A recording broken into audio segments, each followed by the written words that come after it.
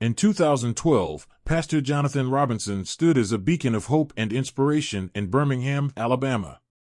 As the charismatic leader of the House of Light Church, his sermons resonated deeply with his congregation, filling the pews every Sunday with people eager to hear his words. Jonathan's ability to connect with others through his warmth and genuine care made him not only a spiritual leader but also a pillar of the community. Under his leadership, the church flourished, becoming a sanctuary for the weary and a source of assistance for those in need. Through food drives, mentorship programs, and outreach efforts, the House of Light provided solace and support to Birmingham's struggling neighborhoods, embodying its mission to serve the least fortunate. Jonathan's journey to this role was shaped by his childhood. Born and raised in the heart of Birmingham, he grew up in a small, tight-knit community where faith and family were everything. His father, Elijah Robinson, was a deacon, and his mother, Clara, led the church choir. Jonathan spent countless Sundays watching his father lead prayers and his mother's voice carry hymns through the modest church. It was there, in those simple pews, that his love for ministry was born. Even as a boy, he had a gift for storytelling, often captivating his family with vivid tales at the dinner table. His parents nurtured his potential, encouraging him to use his voice to inspire others. Jonathan's path to the pulpit was not without its challenges. During his teenage years, he struggled with self-doubt and the pressure of living up to his family's expectations. But a summer spent volunteering at a church camp for underprivileged children changed everything. There, he discovered the profound impact of kindness and guidance, and he returned home with a renewed sense of purpose. By the time he graduated college, his calling was clear. He wanted to dedicate his life to ministry. It was during his early days as a youth pastor that Jonathan met Grace. She was volunteering at the church, organizing a food drive that had drawn dozens of families. Grace, with her radiant smile and calm determination, was a force of nature. Jonathan couldn't take his eyes off her as she moved through the room, offering words of encouragement to those in need. What struck him most was her ability to make everyone feel seen and valued, no matter how dire their circumstances. For Jonathan, it was love at first sight. Their courtship was tender and full of small, meaningful moments. One evening, after a long day of volunteering, they sat on the church steps, sharing stories from their childhoods. Grace laughed as Jonathan recounted a time he had been scolded for sneaking into the choir loft during a service, his only goal being to get closer to his mother's singing. In return, Grace shared a memory of baking bread with her grandmother, a tradition she hoped to pass on to her own family one day. That night, beneath the Alabama stars, Jonathan realized he wanted Grace to be his partner in life and in faith. Their wedding, held in the very church where they met, was a joyous occasion. Jonathan often described that day as the moment he truly understood the phrase God's blessings. Together, they built a life grounded in love, faith, and service. Grace was not only his partner but his greatest supporter, balancing the demands of their growing family with her dedication to the church. Grace's love and devotion extended to their 4 children, each a reflection of their parents' values. Jason, their eldest, was a natural athlete with dreams of playing professional basketball. He was the first to rise in the morning, often waking the family with the sound of his ball bouncing against the driveway pavement. Caleb, the second-born, was the family's comedian, always finding ways to make his siblings laugh even during the most hectic moments. Abigail, the third child, was quiet and introspective, expressing herself through music. She would spend hours at the piano, her melodies filling the house with a sense of calm. The youngest, Ruth, was the darling of the family. Her angelic singing voice brought smiles to everyone she met, and her innocence and curiosity reminded Jonathan of the purity of faith. Jonathan cherished his family deeply. Their home was a sanctuary, filled with laughter, prayer, and shared meals. Every evening, they gathered around the dinner table, where Jonathan led Grace and encouraged each child to share something they were grateful for. On weekends, they worked together in the church garden, planting flowers and vegetables for the community. For Jonathan, these moments were sacred, a reminder of God's goodness. To the outside world, the Robinsons were the epitome of a God-fearing, loving family.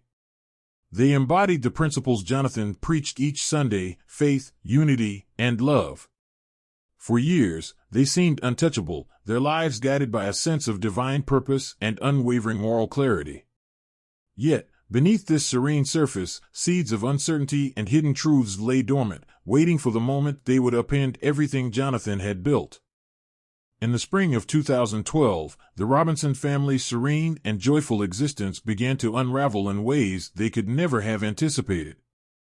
It started subtly, almost imperceptibly, with Jason, their eldest son, complaining of persistent fatigue.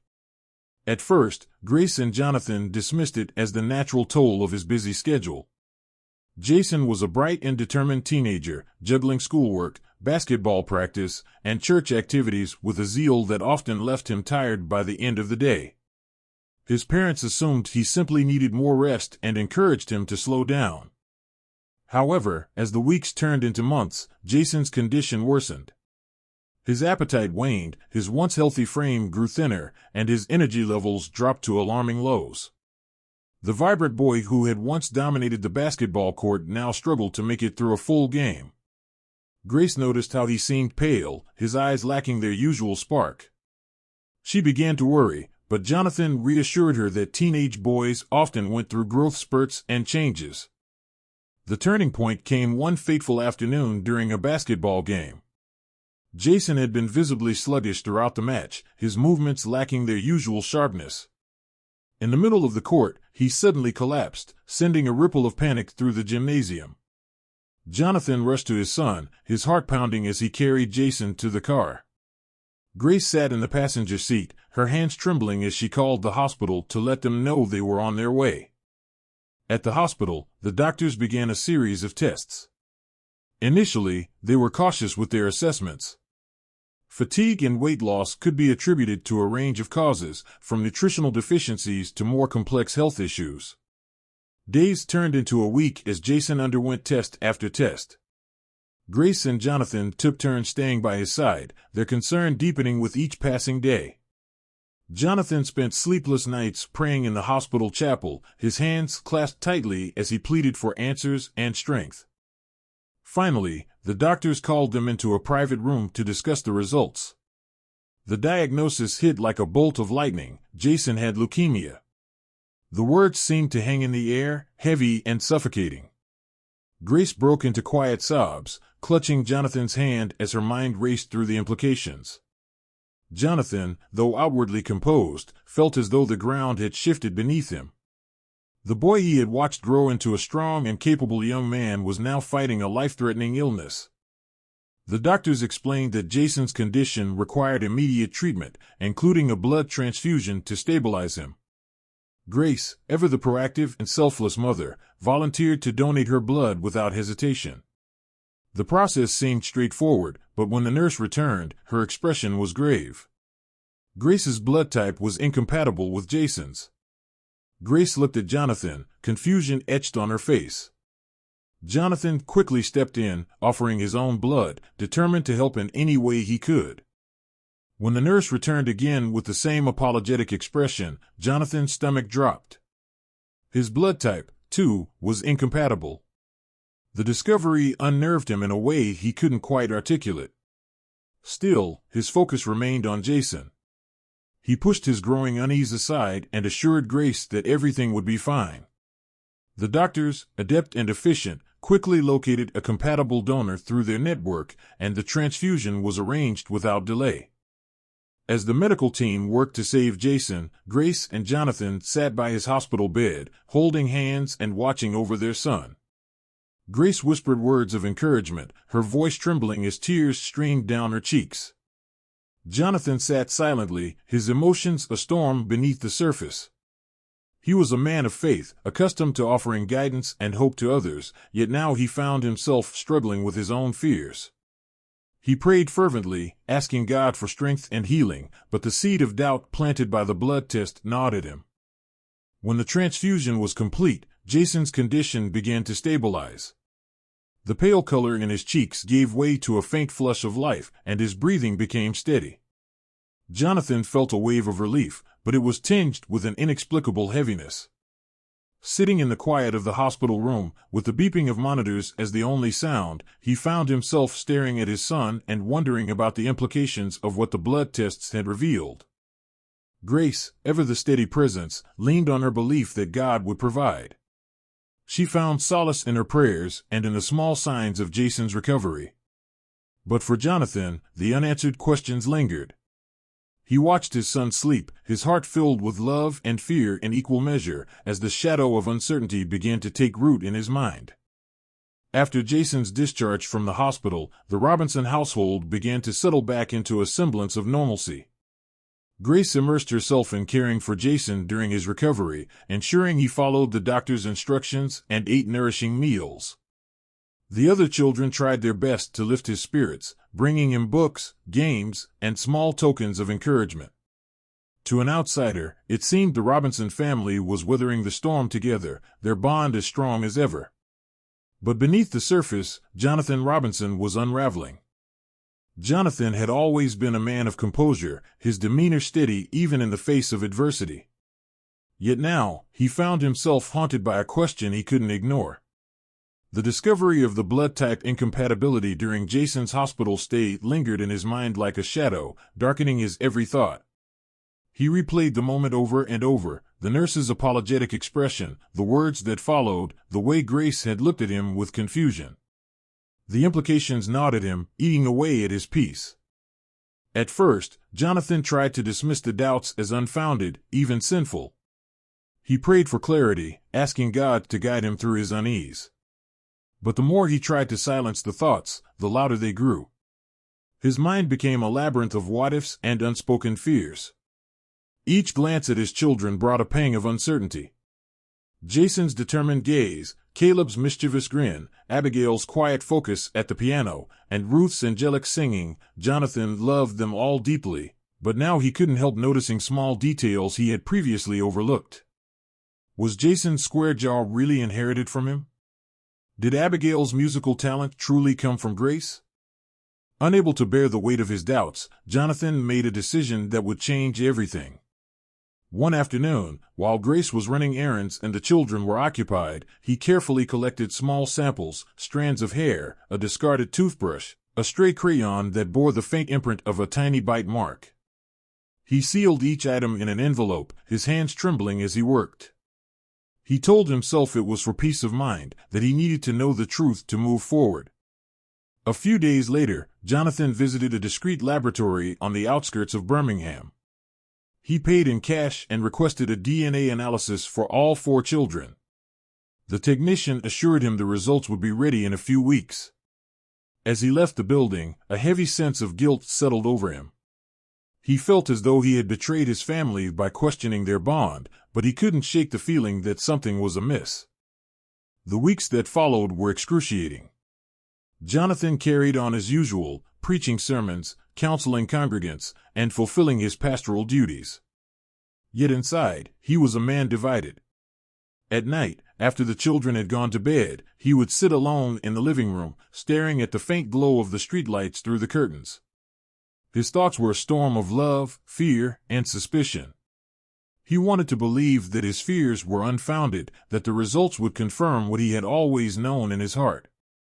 But another part of him braced for the worst. When the results finally arrived, Jonathan felt as though time stood still. He sat at his desk, the envelope in his hands. His palms were damp, and his chest felt tight. Slowly, he opened it and unfolded the papers inside. His eyes scanned the page, his breath catching as he read the findings. One by one, each child's results confirmed his worst fear. None of the 4 children were biologically his. The truth hit Jonathan like a hammer, shattering the foundation of his world. He sat motionless, the papers trembling in his hands. Every cherished memory, every moment of joy with his children, suddenly felt tainted. The love he felt for them didn't waver, but it was now accompanied by a deep and corrosive sense of betrayal. He thought of Grace, of their life together, of the promises they had made to one another. How could she have hidden something so profound from him? How long had he been living in this lie? Jonathan's faith, the cornerstone of his identity, offered little solace in that moment. He felt untethered, adrift in a sea of confusion and hurt. The weight of the revelation pressed down on him, suffocating and unrelenting. He stared at the DNA results, his mind racing with questions he didn't know how to ask and answers he wasn't sure he could bear to hear. For the first time in his life, the man who had always been a source of strength for others felt utterly powerless. Jonathan returned home with the DNA results in his bag and a heavy heart in his chest. The house was quiet, the warm glow of the evening lights filtering through the windows. As he opened the door, he was met by Grace's familiar smile. She greeted him warmly, her voice filled with the usual tenderness that had been a constant in their years together. For a fleeting moment, Jonathan considered retreating, burying the truth and preserving the fragile peace of their family. But the weight of the papers in his bag reminded him that there was no turning back. He walked into the kitchen and placed the envelope on the table. His movements were slow and deliberate, each step measured as if the simple act of walking required all the strength he could muster. Grace watched him with a mix of curiosity and concern, sensing that something was amiss. Jonathan didn't speak immediately. Instead, he took a seat at the table, his hands resting heavily on its surface. The air in the room grew thick with unspoken tension. Finally, he summoned the courage to ask the question that had been tormenting him. His voice was steady but laced with an undercurrent of pain. As the words left his lips, Grace's expression shifted. Her smile faltered, replaced by a look of confusion and unease. For a moment, she said nothing, as if trying to process the gravity of his inquiry. When the tears began to fall, they came suddenly and without warning. Grace's composure crumbled, and she sank to her knees in front of Jonathan, her sobs filling the silence between them. She reached for his hand, but he pulled away, his gaze fixed on the envelope that now seemed to glow with an almost accusatory light. With halting words, Grace began to confess. She told him the truth, the children were not his. As the admission poured from her lips, the room seemed to close in around Jonathan. Each word was a blow, cutting deeper than he thought possible. Grace revealed that the father of the children was Henry Jenkins, Jonathan's closest friend and mentor. Henry had been a guiding force in Jonathan's life, helping him find his path in ministry and offering wisdom when he needed it most. The betrayal was more than Jonathan could comprehend. It wasn't just his wife who had deceived him, it was the man he had trusted implicitly, the man who had officiated his wedding and stood by his side through countless milestones. Grace explained that the affair had begun before their marriage and had continued long after. She spoke of guilt and regret, of feelings she couldn't reconcile, but her words offered little solace. Jonathan listened in silence, his hands clenched into fists on the table. His mind swirled with memories of moments that now felt tainted. Every laugh, every hug, every shared celebration with his children and with Henry felt like part of a cruel charade. Grace's sobs grew quieter as she finished her confession, leaving the room steeped in a heavy silence. Jonathan stood abruptly, his chair scraping against the floor. He looked at Grace, still kneeling before him, her face streaked with tears.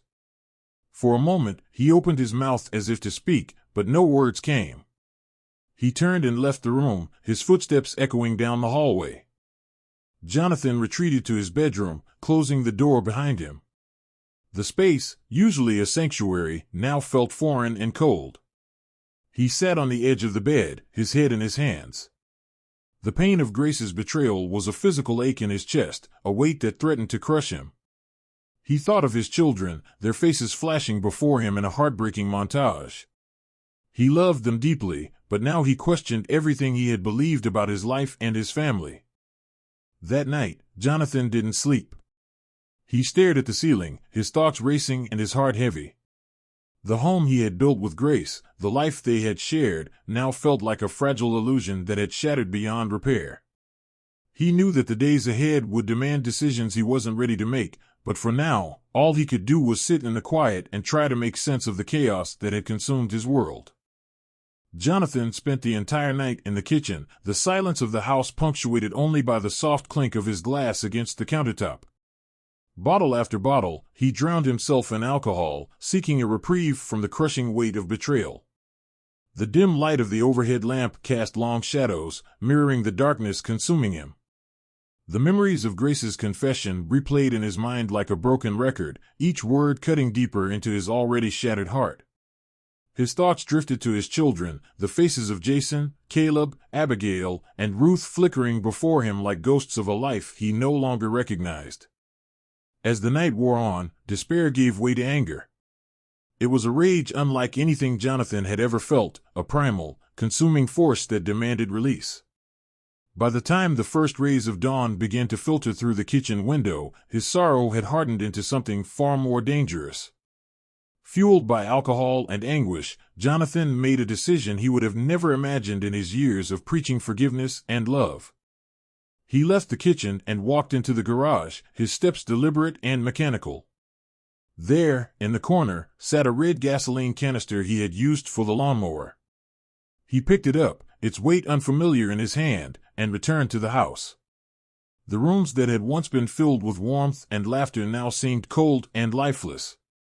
Methodically, Jonathan moved from room to room, pouring gasoline onto the floors, the furniture, the walls. The sharp chemical smell filled the air, mixing with the bitterness of his emotions. By the time he finished, the canister was empty, and the house was soaked in fuel. Jonathan stood in the living room, the matchbox heavy in his hand. For a brief moment, he hesitated, staring at the photographs lining the mantel.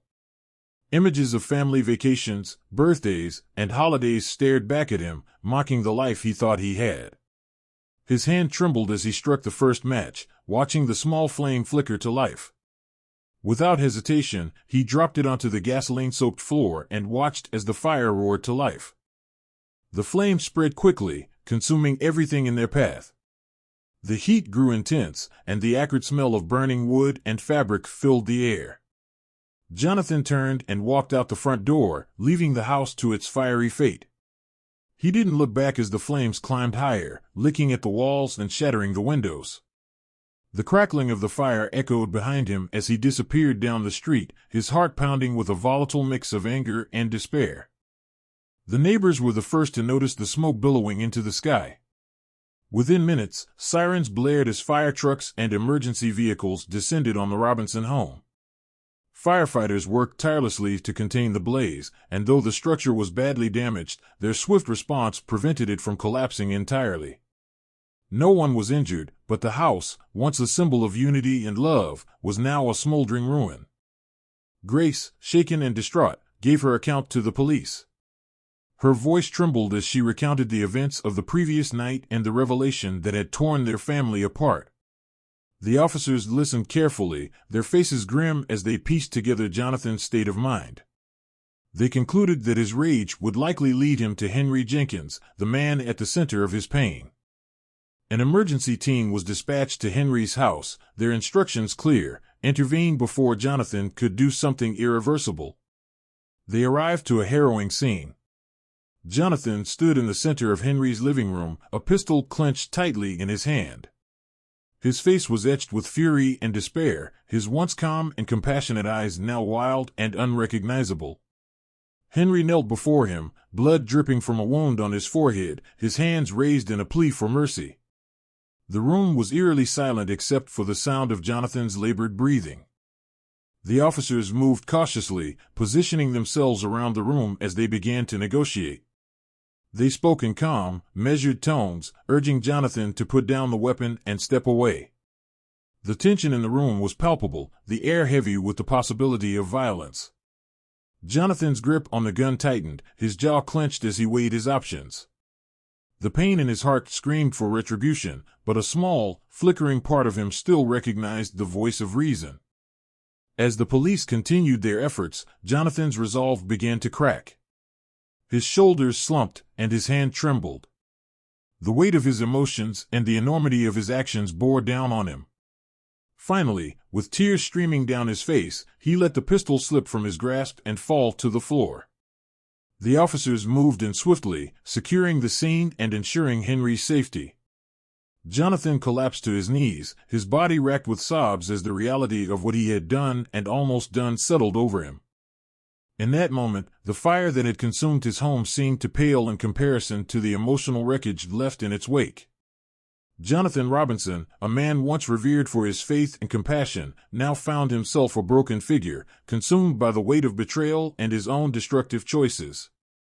Jonathan stood before the court, his shoulders heavy with the weight of his actions. The trial was swift, the evidence undeniable.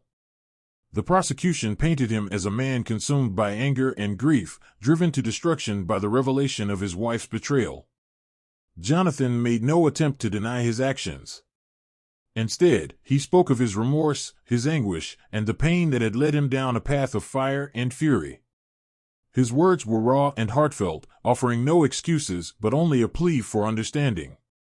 The court, recognizing his deep regret and the absence of prior offenses, handed down a sentence that reflected both justice and mercy. He was convicted of arson and making threats, but was spared the harshest penalties due to his cooperation and evident repentance. The prison walls that closed around Jonathan became both a punishment and a sanctuary. Stripped of his former life, he found himself confronted with the consequences of his rage and the choices that had brought him to this point. Yet, amidst the isolation and regret, he rediscovered the faith that had once been his guiding light. Jonathan began to read the Bible with a renewed sense of purpose, searching for answers and solace. Over time, he found himself drawn to the other inmates, men who, like him, carried the weight of their mistakes. Jonathan began to lead informal prayer groups, sharing his story with honesty and vulnerability. He spoke of how anger and betrayal had nearly destroyed him and how he had found a glimmer of hope in seeking forgiveness, both from God and from himself. His sermons, delivered in the stark confines of the prison chapel, resonated deeply with those who listened. He became a spiritual guide to many, helping them navigate their own paths to redemption. Though the prison bars remained, Jonathan found a sense of purpose that transcended his confinement. Meanwhile, Grace and the children moved to a new city, seeking a fresh start away from the shadow of scandal. The small town where they settled offered anonymity and a chance to rebuild. Grace worked tirelessly to create a stable environment for her children, shielding them from the whispers that had followed them in Birmingham. The children, though scarred by the events, began to heal in their own ways. Jason, whose battle with leukemia had brought the family's secrets to light, focused on his recovery and eventually found solace in sports once again. Abigail poured her emotions into music, composing pieces that reflected the complexities of her journey. Caleb and Ruth, though younger, carried the lessons of resilience and faith instilled in them by their parents. Henry Jenkins, burdened by his role in the tragedy, resigned from his position in the church. He retreated from public life, dedicating himself to working with at-risk youth.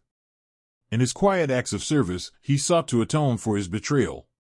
Though his relationship with the Robinson family was irreparably broken, he found some measure of peace in knowing he could still make a difference in the lives of others. Back in Birmingham, the story of the Robinson family became a cautionary tale, a poignant reminder of the destructive power of secrets and the cost of betrayal. The House of Light Church, once a thriving center of the community, struggled in the aftermath of the scandal. Attendance dwindled, and the building eventually closed its doors. Yet, the legacy of the church was not entirely lost. A group of community leaders transformed the space into a center for reconciliation and outreach, turning it into a symbol of hope rising from the ashes of tragedy. Years passed, and Jonathan's name became synonymous with both the dangers of unchecked anger and the possibility of redemption.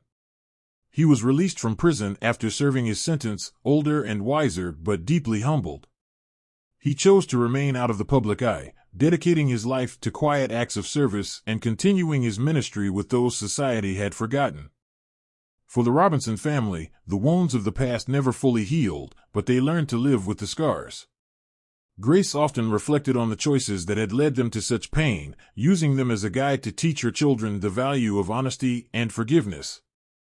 Though life had not unfolded as they had envisioned, the family carried forward with strength and determination, finding moments of joy amidst the challenges. In Birmingham, the story of Jonathan Robinson and his family lived on as a powerful reminder of human frailty and resilience. It was a tale shared in hushed tones and reflective conversations, a narrative of love, betrayal, and the long road to redemption. For those who remembered, it stood as a testament to the enduring truth that even in the face of devastation, hope and faith could pave the way to a new beginning.